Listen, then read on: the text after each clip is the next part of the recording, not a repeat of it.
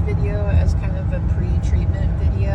I have a 2011 Chrysler Town & Country.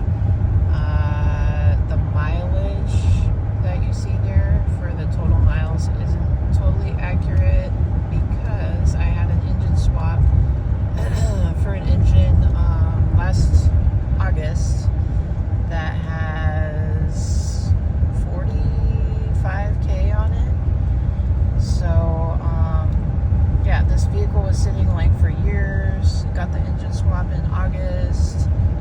Kind of been replacing like every single thing since it's so old. Anyway, had a transmission scare on Saturday evening. All of a sudden I only had a couple of gears. I thought something went belly up. I got a mechanic to come out and check it out, and it turned out that it was in limp mode. So we got it back home. The mechanic checked all the fluids and everything. It's never lost any fluids since August, as far as like burning oil, using oil, brake fluid, transmission fluid. There's never been a single drop of a leak. So that kind of led us to think, due to the symptoms, which were kind of like this slamming sensation every once in a while when you take off from stop,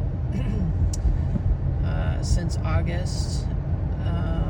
And I mean, there really hasn't been a lot of other symptoms. There's been a minor smell when you put on the gas really hard, but we just kind of didn't really know what that was. Anyway, the code that was being thrown out on Saturday was a transmission line running too high for too long or something like that. I have no idea what that means. So I had to be cleared with the laptop. I drove to work today. It has been fine.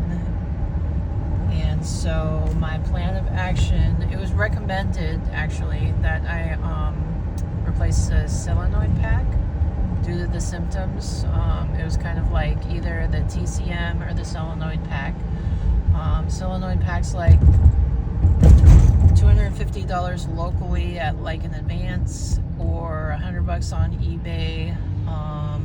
But fortunately I have TRIBOTEX transmission on hand, so when I get home I plan on administering that, and I hope just everything shifts a little more smoothly, no more slamming, no more codes, and you know, the solenoid will stop getting gummed up, and yeah, so we'll just go from there.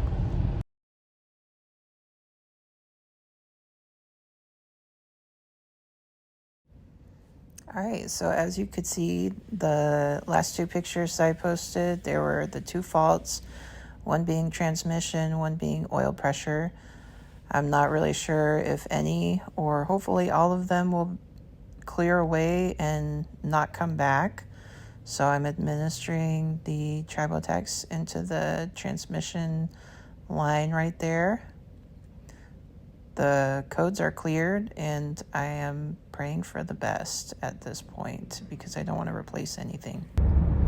Alright, so this is my first drive since I applied the TRIBOTEX transmission for my transmission and the TRIBOTEX power steering formula.